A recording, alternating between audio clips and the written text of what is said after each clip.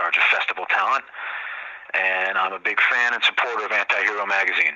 All right, so the first thing, for people that really don't know what you do, explain your job in slight detail and explain to the listeners about what goes into kind of setting up these festivals like this.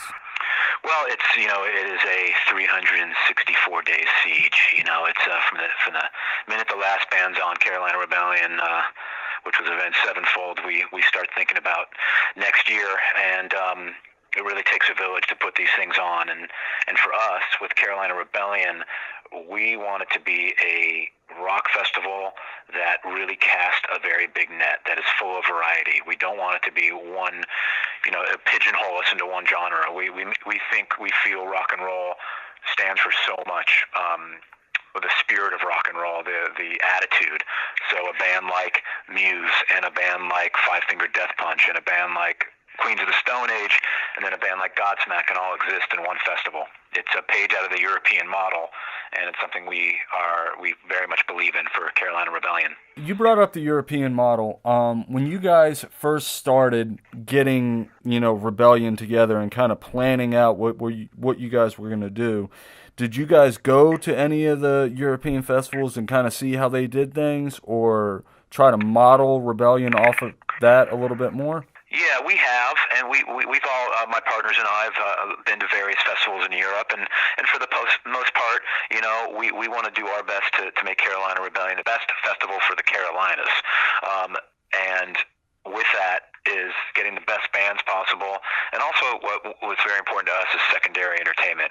Yes, we have 4 stages, and yes, at the core, music and rock music is what will bring everybody together, but the days, we jokingly say, the days of stale beer and churros are over. We have the best food village, we feel, in America, which we call the Carolina Pig Out Village. The best Carolina barbecue, high-end food trucks, full beverages for VIPs and general admission. So along with the music, we want to make sure that everybody has just a great experience all around, and that is something that we picked up in Europe from. I mean, that's part of the going to the festival experience. It's the whole experience. It's not just like going and seeing the bands playing on stage and then eating a sandwich that you brought with you. It's experiencing the whole thing as a whole. That's right, yeah. Again, music is the driving force. We got music rocking all day long, from doors to curfew.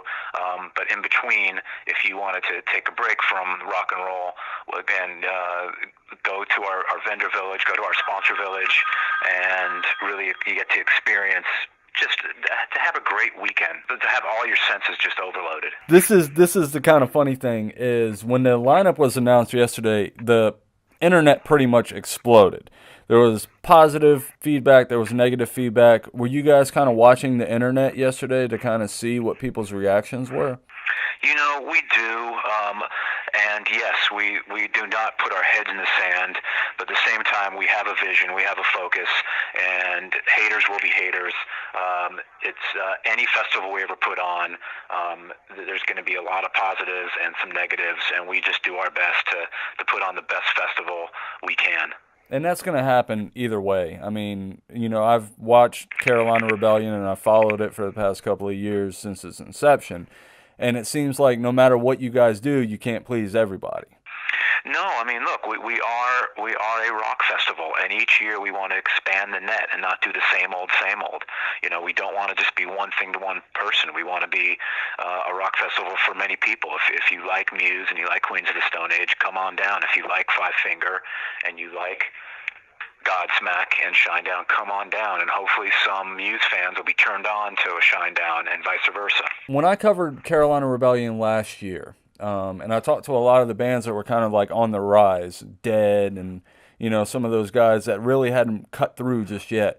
They said it was more of an opportunity for them to get a fan base that they hadn't been able to be exposed to yet. Right, so, it's a delicate dance that we like to do of super serving our core, making sure the rock is super served, and then a little education, whether it's more on the alternative side, or last year having something like Machine Gun Kelly, or exposing them to new bands. There's some great new bands coming to Carolina Rebellion, like the Blue Stones from Canada, or Black Foxes from London, or a band like New Year's Day, or a band from New Jersey called Tooth Grinder.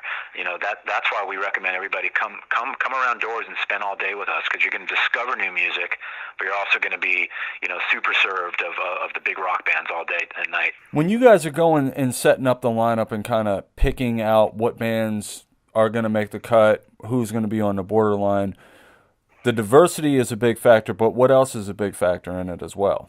Again, I think it's a combination of super serving and educating. So if we, when we start from the top down, and we set our sights on some bands that we feel are great, that have a lot of hits, that have great live shows, and know how to bring it. So again, when you see the top line of Muse, which is their only U.S. festival appearance in 2018, I can't stress that enough. You want to see Muse, you're going to have to come to Carolina Rebellion. So to put them together with Queens of the Stone Age and Incubus and the Rebel Yell Man himself, Billy Idol, on one day, you super serve that. And then to have Godsmack and Five Finger and Breaking Benjamin and Hailstorm, all four of those bands I just mentioned will have new records next year. So they're going to be in cycle and psyched and pumped and rejuvenated to claim their crowns.